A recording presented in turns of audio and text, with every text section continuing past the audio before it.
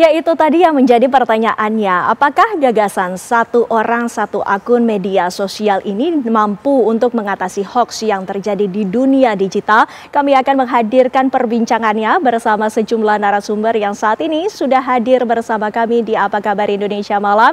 Sudah ada Abimanyu Wahyu Hidayat yang merupakan pakar telematika yang sekaligus juga sering kami sapa sebagai Abah Abimanyu.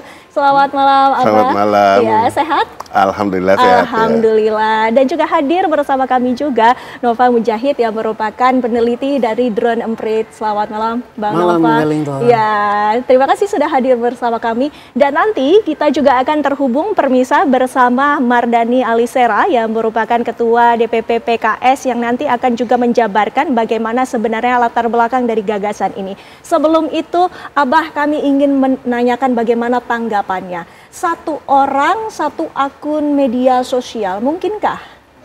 Kalau ide itu dari DPR, mending kalau ngelucu coba yang lain deh ya DPR-nya gitu. Saya dari tadi saya ketawa Pak Mas Nova di ruang gini loh. Ide itu ya boleh sih pemikiran ya, tapi kenapa lebih baik sebagai wakil rakyat mengutarakan ide, berpendapat itu juga sesuatu yang bermanfaat bagi masyarakat. Dalam konteksnya kita melihatnya begini, apabila membatasi berarti mengkhawatirkan. Kalau sesuatu dibataskan berarti mengkhawatirkan kalau ada banyak. Ya, nah kalau ada banyak dikhawatirkan berarti ada sesuatu yang dianggap tidak benar kalau banyak. Nah, dianggap tidak benar, apakah itu berarti banyak yang berbicara buruk, berbicara yang tidak baik, ya, berbicara kebohongan? Yeah. Saya balik tanya sama bambangnya dan kemudian orang-orang DPR, apa DPR-nya orangnya ngomongnya selama ini ngomong benar? Kan enggak juga. Jujur saya nggak bilang semuanya berbohong, semua benar, tapi apakah semua kebenaran yang disampaikan? Ternyata enggak. Kebenaran itu relatif. Dari 5 kebenaran yang disampaikan cuma 1, berarti juga nggak benar. Dari 5 kebenaran yang disampaikannya cuma 3, tetapi 3-nya setengah benar disampaikan, juga nggak benar. Dari ketiga berita yang disampaikan, walaupun cuma 3, tetapi kemudian ditonton orang yang juga nggak benar, ya jadi nilainya juga nggak benar. Jadi sesuatu yang nggak benar itu selalu banyak relatifnya. Karena masyarakat mempunyai pilihan untuk mempercayai atau tidak mempercayai. Nah, kalau mau dibatasi sekarang semua masyarakat itu hanya punya 1 akun, saya sih juga setuju aja. Asalkan DPR-nya juga cuma 1 setiap provinsi, cukup 1. Jadi DPR nggak usah banyak-banyak. Kalau mereka nggak mau mikir pekerjaan banyak, mereka membatasi kita, sementara mereka mewakili kita. Kita yang bersuara. Nah, yang bersuara kan ada bebas. Ada yang bersuara aktif, positif, ada yang bersuaranya aktif tetapi yang negatif, tetap ada dua-dua di sini. Dan yang negatif juga nggak banyak kok. Kenapa khawatir sama yang dianggap yang seolah-olah dianggap yang negatif? Nah, hal ini yang harusnya lebih difikirkan untuk dilihat memang benar bisa dilakukan atau tidak. Kita bicara sekarang mainstream sosial media. Itu adalah saya mentingkatnya Trix, ya. Trix itu adalah TikTok, Reel, Instagram, X, dan kemudian Short. Ya, nah biar mudah. Dari semua itu Indonesia rata-rata ranking keberapa? Selalu 5 besar, bahkan di TikTok 2 besar. Ya kan di situ kita memang paling banyak. Emang orang-orang kita jangan dianggapnya bahwa kita nggak ada kerjaan jadi mau bersosial media. Tidak. Orang-orang Indonesia justru sangat aware atas segala perkembangan di sosial media. Mau dibilang kepo, boleh dibilang kepo, tetapi sangat aware, ingin tahuannya. Nah begitu pasif, memang jadinya banyak dan penduduknya juga banyak. Lalu kalau kemudian ini dibatasi hanya untuk kekhawatiran segelintir orang yang namanya DPR dan wakilnya, di situ berarti jadinya membungkam sesuatu potensi yang harusnya bisa digalang justru lebih baik. Lihatnya potensinya dulu gitu, jangan dikhawatirkan kekhawatirannya dulu. It's about mindset ya di situ, apakah dia bisa melihat di sisi positifnya. Kalau langsung dibatasi berarti seakan-akan melihatnya negatifnya saja. Nah sekarang tanyain si Pak Bambang itu dan yang lain-lainnya. Itu mereka di sana ternyata saling komplot, bukan berkomplotan lah ya, bersepakat ternyata berbagai partai, idenya katanya sudah banyak, nanti Pak Noval yang cerita. Semuanya ide ini kan keluarnya hampir sama seperti itu. Nah berarti semuanya ada suatu kekhawatiran. Tetapi sekarang dibanding dengan potensinya, dibanding dengan datanya, bagaimana? Mereka sudah melihat sampai ke arah data tersebut belum? Sebelum sampai mengusulkan ini. Nah kalau baru ngusul, lebih baik usul yang lain yang lebih positif deh. Komentar awal saya sih kayak gitu aja dulu. Nah itu yang menjadi pertanyaan, apakah ini nantinya akan adanya kekhawatiran dari DPR bahwa media sosial ini ternyata ada kekhawatiran ada fitnah di dalamnya dan juga adanya hoax dan juga adanya penggiringan opini yang sebenarnya dalam media sosial ini dianggap auranya atau vibes-nya itu kalau kata orang sekarang itu negatif. Nah, kita akan langsung konfirmasi kepada Bang Mardhani apakah sudah terhubung bersama kami. Bang Mardhani, selamat malam. Malam. Ya, Bang Mardhani, ini adalah perbincangan yang memang sangat menarik. Kami ingin mengetahui sebenarnya apa yang menjadi latar belakang satu orang, satu akun media sosial, Bang. Yang pertama ini masih ide umum dan saya ditanya dan saya bilang layak dikaji karena jangan sampai media sosial yang harusnya jadi namanya sarana pembelajaran jadi oleh orang-orang yang tidak bertanggung jawab menjadi sarana perusakan. Tetapi syaratnya berat. Syarat pertama, satu, tidak boleh mengganggu kebebasan berpendapat, berkumpul, berserikat. Yang kedua, jangan ada pemaksaan, apalagi impose ancaman hukuman. Yang ketiga, lebih diperkuat literasinya. Kita tahu media sosial manfaatnya banyak, tetapi di beberapa kegiatan kita melihat ada juga dampak negatifnya. Demikian.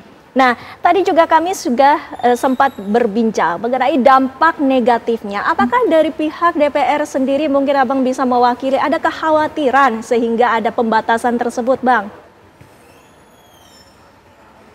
Jadi ada kaidah 1000 orang membangun bisa dirusak dengan 1 orang yang tidak bertanggung jawab. Ide dasarnya adalah bahwa setiap orang harus punya akuntabilitas, harus punya tanggung jawab. Tetapi 1 orang 1 akun tentu bukan merupakan harga mati, karena misal dia ada akun pribadi, ada akun organisasi, dia mau buat akun bisnis, selama semuanya punya akuntabilitas tidak ada masalah. Yang harus diingat, pendekatan ini harus diikuti dengan teman-teman dari Badan Siber dan Sandi Negara, teman-teman Cyber Bareskrim, lain-lain yang melakukan penindakan preventif kepada kelompok-kelompok yang merusak, yang menggunakan sosial media bukan untuk tujuan kebaikan. Tetapi hampir 90% pengguna sosial media untuk tujuan yang baik, begitu. Nah, kami juga ingin mengkonfirmasi nih datanya seperti apa. Mungkin Drone Emprit juga memiliki datanya. Sebenarnya volumenya seperti apa perbincangan yang terjadi di media sosial, Bang Nova. Tapi ditahan dulu, kita akan membahasnya usai jeda pariwara berikut ini, pemirsa. Kami akan kembali. Kita lanjutkan perbincangan kami, Bang Nova. Langsung saja kita ingin melihat bagaimana datanya. Oke, jadi perbincangan tentang usulan 1 orang 1 akun ini memang dalam beberapa hari menjadi perbincangan publik ya. Ada lebih, kalau catatan kami ada lebih dari 1677 post tentang ide ini. Dan ini direspon sebanyak lebih dari 8 juta percakapan. Jadi memang kalau ngelihat datanya ini cepat sekali viralnya, meskipun baru sebatas ide ya, seperti itu. Tetapi yang menarik dari data ini adalah sebagian besar respon itu justru datangnya dari netizen yang di TikTok. Ya, kalau kita lihat seberapa banyak sebaran pembahasannya di media sosial, Twitter memang lebih banyak daripada TikTok. Tetapi berapa banyak interaksi yang tertinggi justru didapatkan di TikTok. Dan kalau kita lihat, kalau kita ingat siapa sih yang berbicara di TikTok, siapa sih pengguna TikTok, sebagian besar kan Gen Z ya. Sebagian besar Gen Z. Mereka sangat concern sekali dengan ini. Ada beberapa isu sebenarnya yang mereka pertanyakan tentang ini. Tapi sebelum ini coba kita lihat, geser sedikit, bagaimana sih percakapannya gitu ya. Oke, kita tahu TikTok paling banyak, Twitter juga banyak sekali yang berbicara, tapi bagaimana perasaan publik ketika berbicara tentang ini? Kalau kita lihat emosinya dalam percakapan, itu kelihatan kalau ternyata ada 2 emosi yang paling cukup dominan. Pertama marah, yang kedua takut. Marah pada apa? Marahnya adalah kepada jangan-jangan ini akan memudahkan dalam melakukan pembungkaman suara publik. Itu yang pertama. Yang kedua, pertanyakan tentang keamanan. Karena Indonesia bukan kali ini saja pengamanan data di Indonesia itu kita tahu beberapa kali bocor ke luar negeri. Data NIK kita bocor, data perbankan kita seberapa bocor dan seterusnya. Jadi kalau ini diimplementasikan, jangan-jangan malah kebocoran akan makin lebih luas kayak gitu. Lalu yang ketiga, memang betul ada banyak sekali konten provokatif di media sosial karena salah satunya akun ganda. Tetapi bisa jadi juga dengan pembatasan akun, kalau benar satu akun satu orang gitu, bukankah itu akan membuat penyebaran misinformasi dan disinformasi menjadi lebih tertarget? Kita tahu dengan membatasi itu, kita jadi lebih tahu siapa saja berbicara di mana akan seperti apa kan itu jadi lebih mudah saja penyebarannya.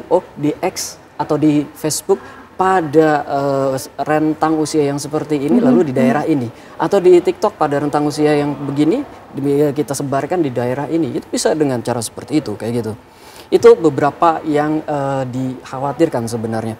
Lalu apa saja sih yang dibicarakan? Isu-isu yang paling banyak dibicarakan itu masalah privasi dan kebebasan. Itu yang pertama. Lalu yang kedua motifnya. Jangan-jangan motifnya ini motif politik 5 tahunan. Karena kita lihat kebanyakan aktivitas buzzer kan 5 tahunan kayak gitu. Lalu bagaimana dengan penerapannya? Akankah ini berbasis KTP, berbasis nomor telepon, berbasis email? ID kita bermasalah, pengamanan ID kita bermasalah. Lalu dampaknya, menggunakan lebih dari satu akun itu karena kebanyakan ada yang gunakan untuk bisnis, ada affiliate, ada dagang, ada TikTok shop dan sebagainya. Itu mereka akan, kalau satu akun, itu jadi bermasalah kayak gitu. Lalu tentang buzzer dan penipuan, memang banyak sekali buzzer dan penipuan yang makin marak ya. Tetapi pertanyaan publik adalah, jika masalahnya adalah pada buzzer, kenapa yang dihajar, kenapa yang dipertanyakan, yang diusulkan adalah pembatasan satu orang satu akun? Itu dua hal yang berbeda tuh, permasalahan dengan solusi yang ditawarkan berbeda. Saya kira itu yang paling banyak dibicarakan oleh publik ya. Ya, tentunya kita juga ingin mengetahui secara nyata bagaimana emosi dari masyarakat menanggapi satu orang satu akun ini. Langsung saja kita tanyakan kepada reporter TV One, sudah ada Kesia Butar-Butar yang akan mewawancarai warga menanggapi isu ini. Silakan Kesia. Selamat malam Windy dan juga pemirsa. Mengenai usulan pembatasan akun media sosial yang dimana satu orang hanya boleh memiliki satu akun di setiap platform media sosial, yang dimana nantinya tujuan dari pembatasan ini adalah untuk meminimalkan penyebaran berita bohong, disinformasi, kemudian ujaran kebencian, bukan untuk membatasi untuk kebebasan berpendapat. Namun di tengah kebiasaan masyarakat yang saat ini mungkin memiliki lebih dari satu akun media sosial, justru menimbulkan berbagai pro dan kontra. Bagaimana tanggapan dari masyarakat mengenai kebijakan ini, dan bagaimana pula pemerintah bersama dengan DPR untuk merancang aturan mengenai kebijakan ini? Kami akan mengajak Anda untuk mendengar bagaimana tanggapan dari salah satu masyarakat. Halo Mas, dengan siapa? Halo, saya Chandra. Ya, Mas, saya mau tanya pendapat Mas soal usulan satu orang hanya boleh memakai satu akun di setiap platform media sosial. Masnya setuju atau enggak? Kalau menurut pribadi saya itu kurang setuju ya. Soalnya itu melanggar ke pribadi sendiri. Kita juga butuh berekspresi di platform media yang lain. Sehingga kita punya second account itu buat lebih ke bagian private sendiri dan bagian orang-orang yang dikenal saja gitu. Tapi untuk Mas sendiri punya beberapa akun media sosial atau satu? Kalau saya sendiri punya first dan second sih. Kalau mungkin aturan ini akan diterapkan, menurut Masnya perlu diperhatikan pemerintah apa supaya tujuannya untuk menekan berita bohong seperti itu? Kalau pemerintah itu lebih, karena kan nggak setiap akun pasti menyebarkan hoax. Jadi itu kebijakan pemerintah sendiri untuk lebih ke salah satu akun, karena nggak semuanya akunnya melakukan hoax gitu. Terima kasih Mas atas waktunya. Nah, kita tadi sudah mendengar salah satu masyarakat yang tidak setuju dengan wacana ini. Kami akan mengajak Anda untuk mendengar lagi bagaimana tanggapan dari masyarakat mengenai hal ini. Halo Mas. Saya Minggi. Nah Nah, Mas, saya mau tanya pendapat Mas saya soal usulan pemerintah akan membatasi satu orang yang memiliki satu akun di berbagai platform media sosial. Nah, Mas, saya setuju atau enggak? Saya setuju sih, karena kalau misalkan kita buat banyak akun, itu pasti banyak terjadi kebocoran data mungkin ya. Entah itu ada orang yang iseng membuat suatu provokasi di saat lagi genting kayak gini ya, kayak kemarin gitu ya. Itu sih. Masnya punya satu akun atau mungkin beberapa? Aku punya satu akun. Nah, kalau misal aturan ini diterapkan, menurut Mas yang harus diperhatikan pemerintah supaya tujuan menekankan membatasi adanya pengujaran kebencian ataupun berita bohong, gimana Mas? Saya setuju sih kalau misalkan satu akun, satu orang ya. Karena memang itu buat menghindari hal yang tidak diinginkan aja sih. Karena ya biar nggak ada provokasi lagi dan sebagainya sih menurut aku ya. Itu aja sih. Terima kasih atas waktunya. Ya, Windy, kita sudah mendengar bagaimana tanggapan dari masyarakat mengenai adanya wacana pembatasan satu orang hanya untuk satu akun media sosial. Kembali kepada Anda di studio.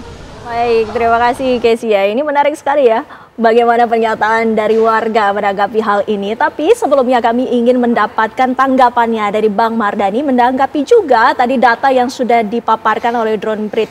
Ini ada beberapa hal yang perlu saya catat atau garis bawahi, bahwa dari masyarakat sendiri ataupun netizen ini memiliki kekhawatiran pula. Bang Mardhani, bukan hanya DPR saja yang memiliki kekhawatiran ternyata.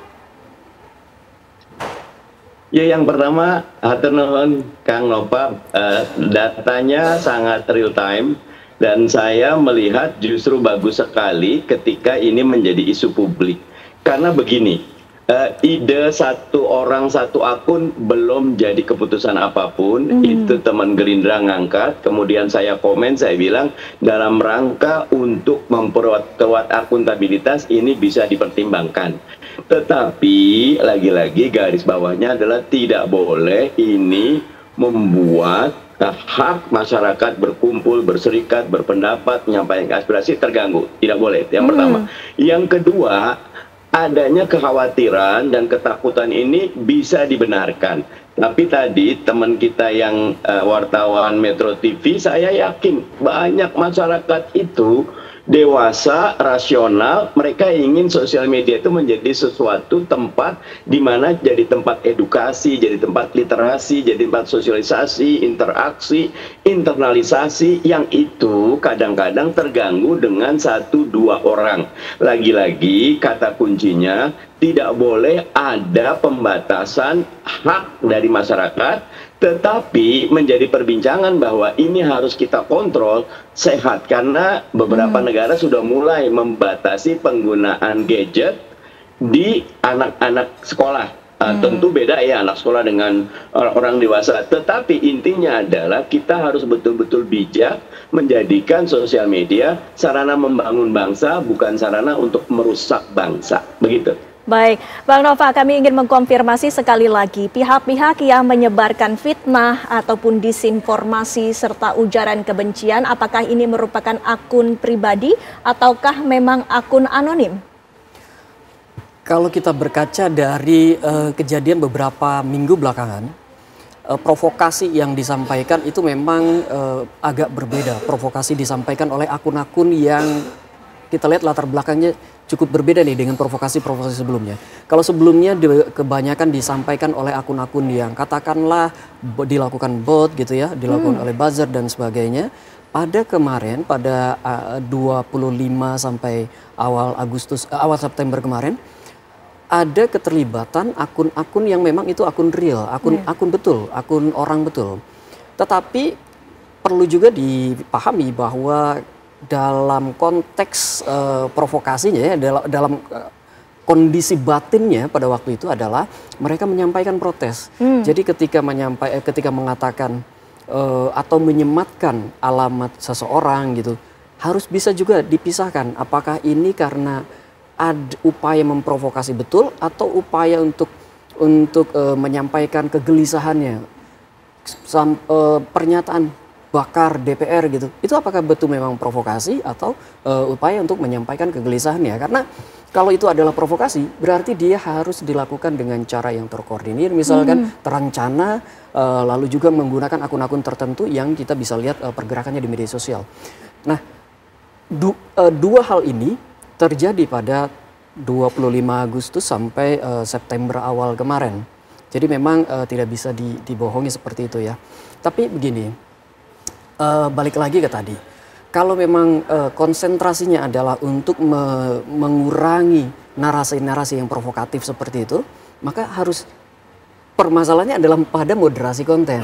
Moderasi konten ini ada dua yang bisa mendorong. Pertama, memang pemerintah bisa mendorong untuk melakukan moderasi konten ke platform media sosial. Yang kedua, platform media sosial juga bisa melakukan moderasi konten dengan lebih baik. Jadi itu bukan hal yang seharusnya ya memang agak menantang gitu, tapi itu bukan hal yang mustahil. Itu yang pertama. Lalu yang kedua tentang pembatasan, memang dilakukan oleh beberapa negara pembatasan tersebut. Tetapi konsekuensi dari pembatasan, kita belajar buka data 25 kemarin ya, ketika TikTok dilarang, ketika ada pelarangan live TikTok, justru peredaran misinformasi dan disinformasi di media sosial menjadi lebih besar, menjadi lebih luas. Kenapa? Karena publik tidak lagi mampu mengecek, memverifikasi data di lapangannya seperti apa. Jadi ketika ada provokasi sedikit, mereka langsung justru lebih tinggi interaksinya kayak gitu. Jadi kebutuhan untuk informasi yang faktual dan itu adalah bisa didapatkan kecepatannya lewat media sosial. Dan jangan lupa media sosial juga punya, saya kira teman-teman di media sosial itu punya kesadaran untuk segera menapis data-data atau provokasi-provokasi yang tidak baik gitu ya. Contohnya warga jaga warga gitu, atau jaga warga. Ketika ada provokasi SARA, media sosial langsung bilang jangan. Itu tidak betul. Artinya gitu. Memang sebenarnya netizen ini sudah cukup cerdas untuk memilah-milah. Ada beberapa hal yang saling menjaga di situ. Nah, Abah, kami ingin mengetahui pula apakah ada resiko dari gagasan yang telah diungkapkan oleh DPR. Nanti dijawab ya Abah. Usai jeda pariwara berikut ini. Pemirsa, kami masih akan kembali sesaat lagi. Anda kembali bersama kami di Apa Kabar Indonesia Malam. Abah, boleh sedikit menanggapi sebelumnya apa yang diberitahu ataupun dinyatakan oleh anggota DPR kita, Bang Mardhani? Kita melihat ya, sesuatu saat disebutkan angka, berarti harusnya itu basisnya angkanya kuat ya. Kalau kita ngomong sekarang bahwa dibilang ada 90% sih sudah orang-orang yang baik, yang 10% yang katanya dikhawatirkan, ada angka begitu. Nah, angka 10% itu berarti kan terdata nih. Ya masa khawatir sama 10% sementara 90%-nya nggak ada masalah. Ya, mayoritas. Ya, satu. Yang kedua katanya diterapkan di berbagai negara. Negara yang mana? Jangan asal negara diterapkan di sini kemudian di-compare dengan Indonesia, jangan gitu dong. Kita lihat demografi, geografinya, kita lihat populasinya. Kalau semua negara tersebut memang aktivitas digitalnya mereka masih sama dengan Indonesia dan kondisi masih sama Indonesia, boleh diperbandingkan. Tapi kalau mereka hanya melihat sebagai suatu angka, kemudian dipadu-padankan dengan Indonesia yang jumlah penggunanya juga berbeda, nggak valid compare-nya itu. Jangan-jangan hanya karena nyebut negara lain, besok DPR-nya jalan-jalan deh komisinya kemana-mana untuk studi banding. Maaf ya, bukan ngeledek ya DPR. Nah, kemudian kita ngeliatnya gini, segala sesuatu itu di dunia sosial media kita terkait dengan 6K. Kalau selalu saya bilang, pertama apa? Keberadaan dan kondisi. Ya, secara umum terlalu jabar nih, tapi keberadaan sosial media kayak kita dan kemudian kondisinya masyarakat seperti apa, itu harus dilihat. Kemudian dua K yang berikutnya adalah kebutuhan dan keinginan. Apa yang dibutuhkan belum tentu itu yang diinginkan, ya, walaupun itu memang dia dibutuhkan. Yang diinginkan biasanya juga hanya suatu keinginan tahuan, kemudian suatu kebutuhan sesaat, kepo, dan lain sebagainya. Dua K yang berikutnya adalah kisi-kisi dan ketentuan. Kisi-kisinya adalah suatu aturan-aturan, suatu batasan-batasan, suatu lingkungan, suatu keadaan sosial, keadaan agama, dan lain sebagainya. Dan kemudian ketentuan adalah aturan. Kenapa saya bilang ini penting? Karena hal ini lingkupnya kalau kita lihat, tadi yang saya bilang berarti keberadaan, ketentuan, dan kisi-kisi, ya, keberadaan, kemudian kebutuhan dan kemudian kisi-kisi, itu lingkup besarnya. Ya, lingkup kecilnya adalah kondisi, keinginan, dan ketentuan yang bisa dilihatnya.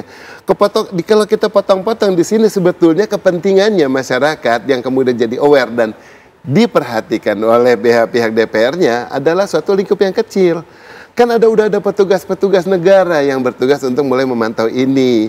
Badan Sibernya ada, Komdiginya ada. Nah, mereka bekerjanya sejauh ini seperti apa? Ketemu angka real atau tidak? Sebagai contoh, kalau ini harus ada dieksekusi, harus ada identitas yang digunakan. Ya, yang tadi mau apakah berdasarkan email kah, apakah nomor ponsel kah, apa NIK? NIK, ya. NIK pasti nggak mungkin. Kenapa? NIK aja kita mendaftarkan nomor ponsel, NIK-nya bisa sembarang dimasukin.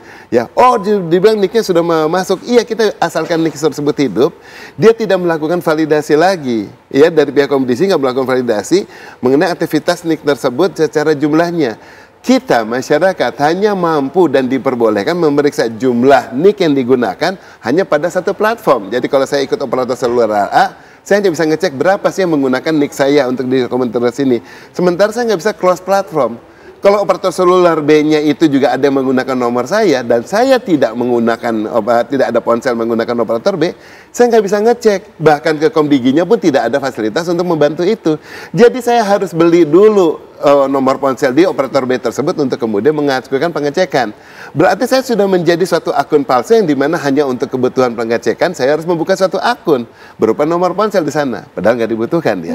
Nah, kenapa? Karena Komdigianya tidak mampu memfasilitasi ini. Saat Komdigi tidak mampu memfasilitasi, saat Komdigi tidak mampu untuk mengintegrasikan data ini dan kemudian memantau secara benar, berarti memantau pengguna seluler di Indonesia, pengguna sosial media Indonesia untuk di-shrinking per platform hanya satu orang, akan kerja keras. Kerja kerasnya apa asiknya buat Komdigi? Kalau saya bilang kerja kerasnya, ada proyek baru, ada budget baru, ada biaya baru, ada kemudian semuanya terlibat, ada yang berebut sama proyek-proyek tersebut. Wah, silakan Bang Mardhani gitu kalau mau menanggapi.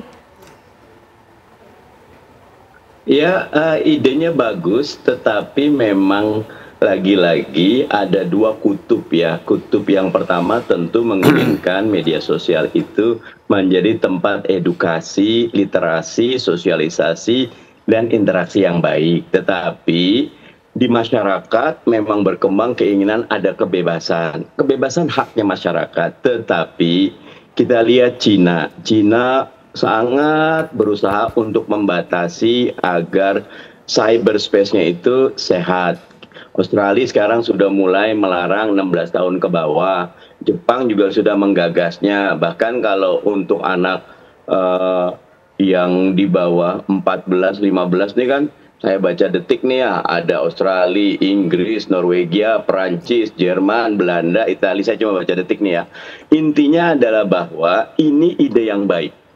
Ayo kita bahas bagaimana menjadikan sosial media menjadi salah satu alat membangun bangsa, mensejahterakan bangsa, jangan sampai justru jadi alat yang merusak bangsa. Tidak mudah membangun itu. Begitu. Baik, terima kasih Bang Mardhani. Terima kasih juga Abah, terima kasih juga Bang Nova waktunya bersama kami. Sayang sekali waktu kita terbatas, jadi tidak bisa membahas lebih lanjut lagi. Tapi mudah-mudahan ini menjadi cukup informasi bagi Anda pemirsa bahwa ini saat ini masih gagasan dan juga belum menjadi suatu hal yang sudah diputuskan. Kita akan melihat bagaimana keputusannya nanti, bagaimana atas gagasan satu orang dari satu akun media sosial. Dan pemirsa, kami masih akan menghadirkan sejumlah informasi lainnya. Salah satunya adalah mengenai Majelis Umum PBB yang telah secara resmi mengesahkan deklarasi New York untuk konflik yang terjadi di Israel maupun Gaza. Nah, kami akan membahasnya apakah resolusi ini mampu menjadi jalan menuju perdamaian, akan dihadirkan bersama Tiara Arahab sesaat lagi.